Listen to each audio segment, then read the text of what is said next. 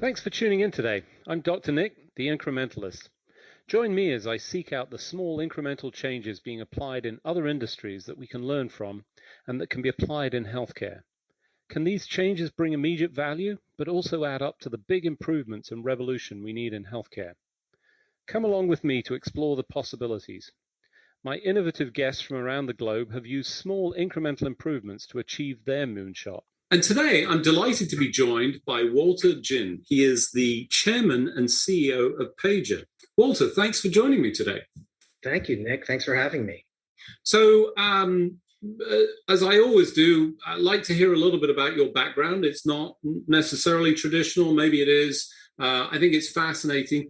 Tell us a little bit about how you arrived at this role within the organization, if you would, and your background. Sure. So I actually started with Pager as an investor. I was a seed investor joining a co-founder team of three entrepreneurs, which included one of the co-founders of Uber, actually. And investing has always been my background. I've been in healthcare for about 30 years and really spent the bulk of that in private equity, growth equity, venture capital. I worked for a small shop in the early 90s called the Carlyle Group, which, if you've heard of them, grew to a very large global mass asset management company. But after a period of time on the investment side, after Carlyle, and I then started my own fund called Three Fields Capital. And then everything kind of changed recently, not only with the pandemic, but also with, just personal things. Family got sick and things got reprioritized. And I started really migrating and focusing on the nonprofit sector, actually. Did a bunch of work for big academic medical centers and the US government, and started a few companies of my own on the hospital side.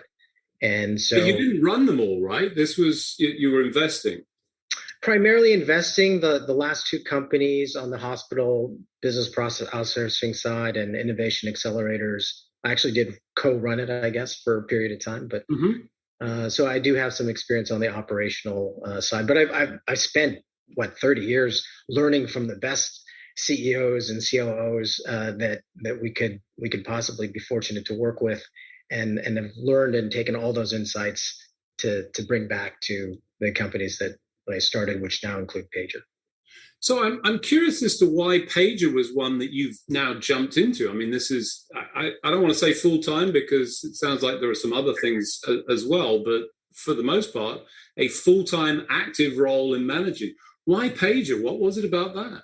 That's a great question. It's interesting, Nick, because if you had asked me 20 some odd years ago what sectors in healthcare I would avoid from an investment standpoint, it's ironic that I would have said home health and healthcare IT. And if you'd asked me today, if I were still in the business of investing, which I do on the side, but not on a full fund asset management basis, I would say the two sectors that I would invest most heavily in would be home health and healthcare IT.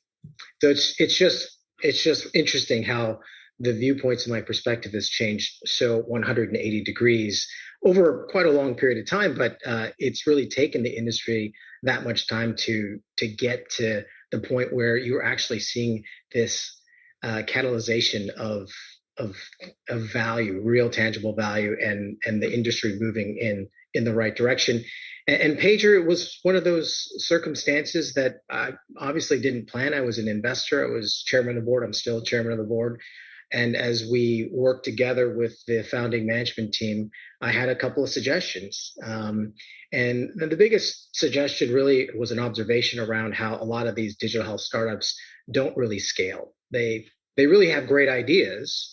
They are solving real tangible problems, but many of them, the overwhelming portion of them, do not have a go-to-market strategy that can scale their services. And we always talk about in my world, if a product is or a service is that great, but no one uses it, then what's the point? And that's why I love your podcast. That's why I love your vision around the incremental part improvements that that really you could do in the healthcare system. It's as you talk about, it's evolution, not revolution, and that's I think where I subscribe wholeheartedly to that thesis to really get tangible change. And that's really my contribution why I stepped in as CEO, why the board has asked me to do this, is because we did make that shift in go-to-market strategy, and it looks like it's paid off. So tell us a little bit about that transition from investor. I mean, it sounds like your focus on investing that shifted over time was, and correct me if I'm wrong, but it sounds like that was an economic thing. You know, I'm not investing in home health and health IT because that wasn't an economically good area to focus on, and that's the industry has changed. Now you're in pager, you obviously see the value of that tied to the health technology. How did we shift? Did the industry shift and learn this, or has there been some significant change or something you see in the past that allowed us to see the value? Because I see the value. I mean, I've always, it's been my area of passion, but I recognize my rose-tinted spectacles. I don't know exactly if there was one thing, but I do think that the HITECH Act that introduced and really mandated EHRs was at the beginning of it, certainly. And then Obamacare and ACA was another key point in the evolution. And the last thing really being the pandemic to make the awareness and the need and the speed of which we need to do something sooner rather than later. Those three events, I think, were pretty important on this shift in the need for more in home care and also healthcare IT. And in the past, there were a lot of problems with both of those sectors. I can go on and on, but the first of which was a lot of fraud and abuse and poor services on the home health side, which has changed. Now you're thinking about advanced primary care and hospital at home, which my time at Johns Hopkins Medicine, they actually pioneered that phrase, hospital at home. And on the healthcare IT side, I think for all the promises that the EHR really brought about, I think everyone in the industry will say that it's kind of a necessary evil now. It's more a healthcare ERP system that doesn't really add a lot of value, but it's obviously a lot of cost. It created this huge industry around healthcare IT spend, but not a lot of value. But still, you see the adoption of new technology, which is important, and now you're building off of that foundation, particularly on the digital side. So there's tremendous transformation that is being unleashed because those two things are now on the road to adding real tangible value. And to be clear, all this innovation is incremental, as you've said, and thank you for saying that, because obviously that's my particular shtick in this case. But when you looked at pager and stepped in, so you had some suggestions, some ideas. What was it, and how did that develop? How did you sort of move them from where they were and where you've gone? We'll get into some of the exciting innovations that have come about, but tell us a little bit about that early journey. Well, we started really as a Uber for doctors. That's kind of what we were known for, because one of our co-founders was a co-founder of Uber. And so the idea is simple. You can get on your mobile app, and instead of calling a car to come pick you up, you can call a doctor or a nurse to come treat you in wherever you are, in your home, office, etc. And then we added telemedicine capabilities, but then we had a problem, which was, how do we know whether to do a virtual visit with you or send someone physically to your home? We actually didn't know which one was the most appropriate access point to care. And more importantly, the consumer was confused. They didn't know. And so to solve that problem, we made an innovation on having a triage system, which is really, again, incremental, right? We have triage in the bricks and mortar setting. We don't have that on the virtual side. And so what we added was a chat communication capability and the ability through AI to do some symptom checking and triage before we actually deploy services, whether it's virtual or on a physical in-person basis, because depending on the certain circumstance, one is more clinically appropriate than the other. It's not all 99% telemedicine can solve everything. You as a clinician, Nick, know this. We're clearly not at that point yet. And we're also not talking about AI replacing clinicians either. This is really just simply a triage mechanism. And so what we discovered was the experience was fantastic. People were craving just basic information and understanding of what's wrong with me, what's the problem, and then help me navigate where I need to go and then access the right type of care. And so the great thing about what Pager's always done from the beginning was that service, what I call a doctor in the family. My brother actually happens to be a doctor like you, Nick. And through that experience, I'm sure everyone talks to you and asks for your advice. Hey, what do you think I should do? What do you think's wrong with me? And it's not that you're necessarily treating them, right? My brother doesn't necessarily treat me. He's licensed in California, sometimes in New York, where the headquarters is. But he can still give me really useful information and guidance and advice, and he will always follow up with me. And we call that workflow: find care, get care, and aftercare. And those three pillars in and of itself, without even have to necessarily fulfilling the actual provision of care, is so critically important to provide you, the consumer, with the information you need, the trust, the peace of mind that you're making the right decisions, and then to help coordinate that care conveniently and quickly, and then be concerned to follow up with me. That is why we generate such a high customer satisfaction score, which we measure through Net Promoter Score, which has been in the high 80s for the past 4+ years for the company. So we know consumers love the experience.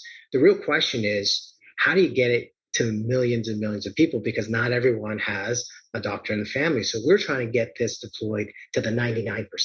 And that was the essence of not only our problem, but a lot of other companies out there. And so I decided that what we need to do is really change our go-to-market strategy and realize and recognize the market dynamics, which is to say, healthcare, number one, is a local market business. Number two, there are very, very large 500-pound gorillas in the healthcare ecosystem. There are big payers, there are big providers, there are big pharmacies, and they already have the market share. So instead of trying to build a brand new startup under your own brand and spend millions, if not billions of dollars on marketing so that consumers are aware of who Pager or any of these other great solutions are, we decided that it's best to work with them behind the scenes to enable their tech stack with what Pager does. And we can deploy much, much faster in partnership than it is to compete against them.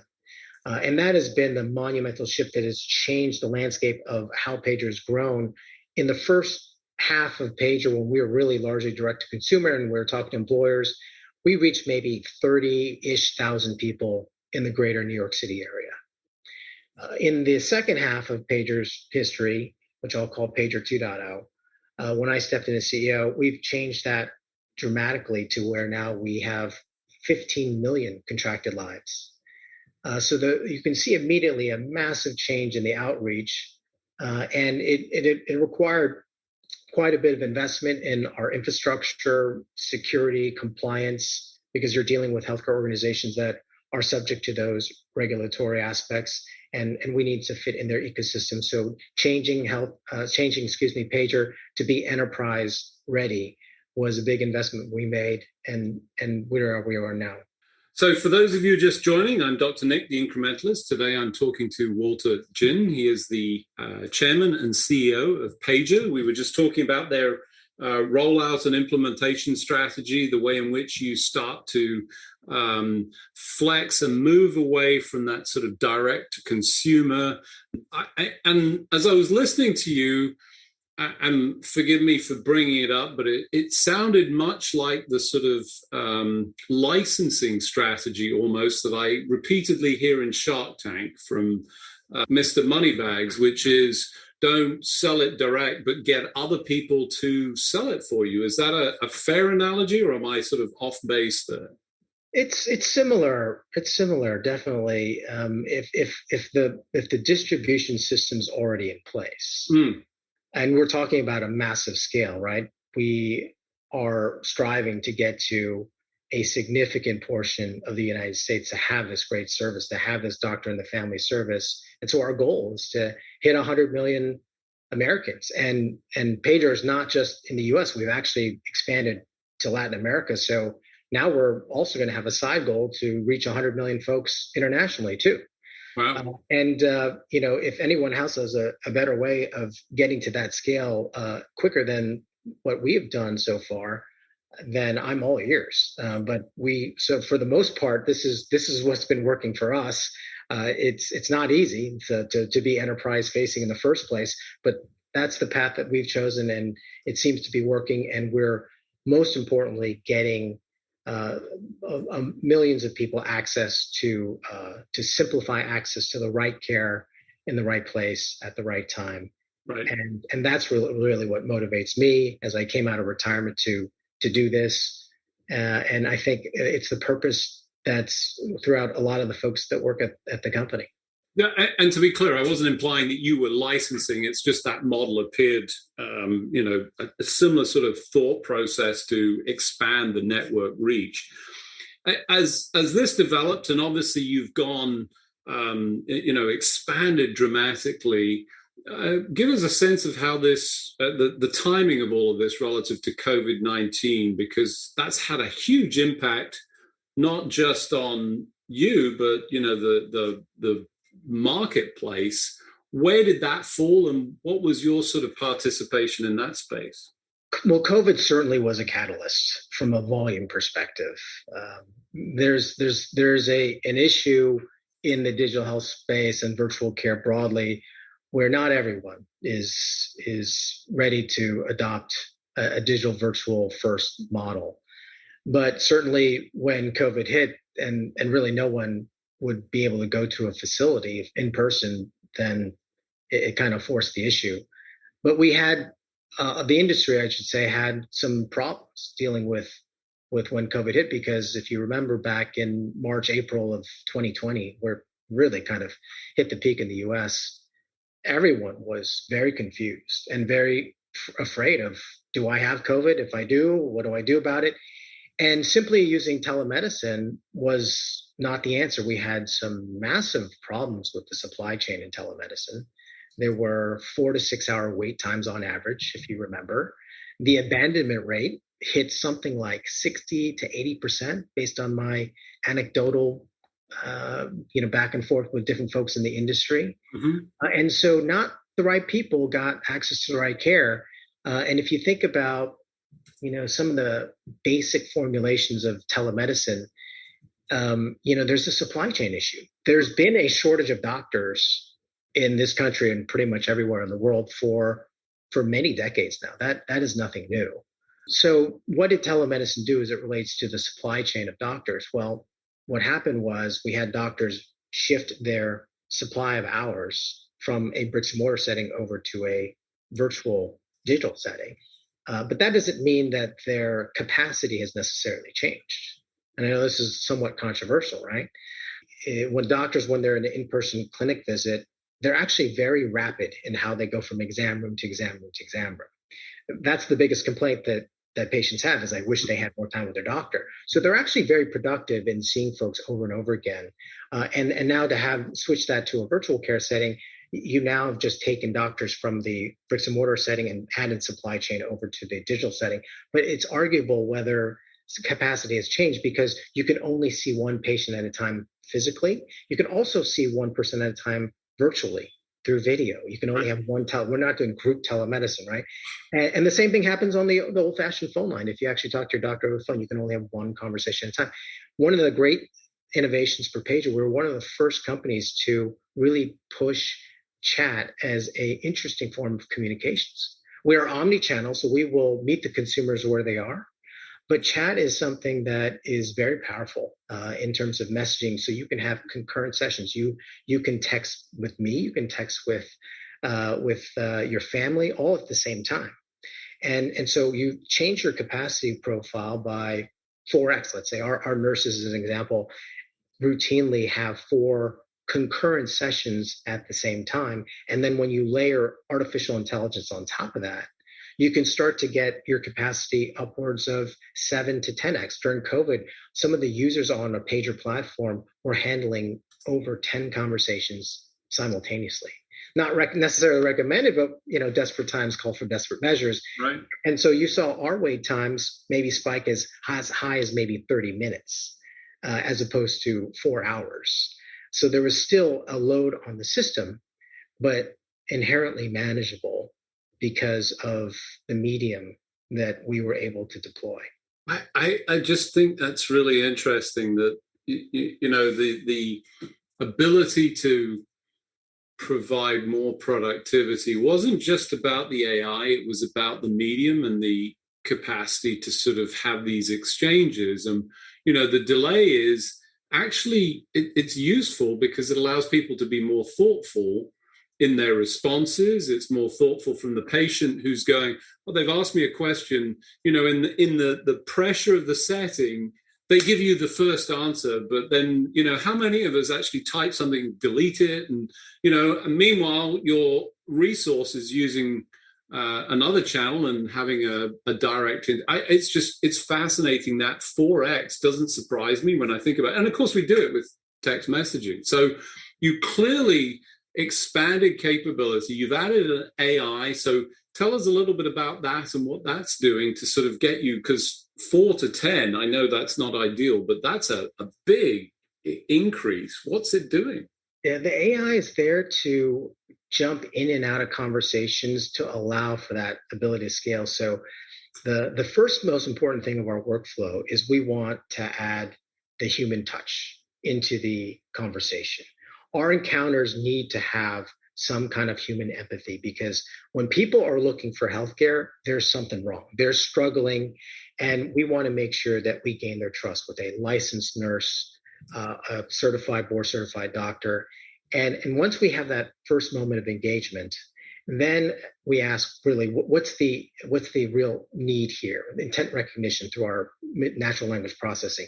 And once we identify that, we can start throwing AI bots in there to ask the same typical questions that any clinician would have asked based on your back pain or what have you. And then once the recommendation comes up through that very efficient query triage, then we make a recommendation to the clinician based on the millions of use cases we've seen. Most of the clinicians will send you to telemedicine, let's say. Then we would present that to the clinician. It's still the clinician's ultimate decision, diagnose and treat. So the power from a clinical standpoint still rests, which is what it should be, within the licensed clinicians that we have today. That's really cool. So unfortunately, we've only got a couple of minutes left. In the remaining time, tell us what you're excited about and where you see this going. I mean, you've shared a little bit. You're looking at the international scope that creates language challenges. Maybe there's some automation in there and scaling that gives resources for other countries in ways that we couldn't ordinarily do. But where do you see it? You're excited about health IT, which is great to hear, and obviously home health. Where's this all going? I'm really excited about getting this distributed to as many hundreds of millions of people as possible. If you think about how people struggle in their healthcare journey, what the pager platform can do in partnership with all these leading industry healthcare organizations is provide that doctor and the family experience to help people with basic find care, get care, and aftercare services, advice, and resources so that they're making the right decision. And when they need to access care, they can do so simply and conveniently through the pager experience, through our technology and solutions. And if we can do the littlest bit to help ease their pain along this healthcare journey, I think we've done a good deed. So, and part of the underlying tenet of that is that by expanding, it's essentially it's creating a more economic model of access, because this is, as you expand, it's less costly to be able to provide it to that broader population. Is that true? That's true. This is really for the 99%, right? That don't have the doctor in the family, but they really could use that resource as they go through whatever healthcare journey that they're going through to make the right decisions, to get the right care at the right place, the right time. And hopefully end up with better outcomes.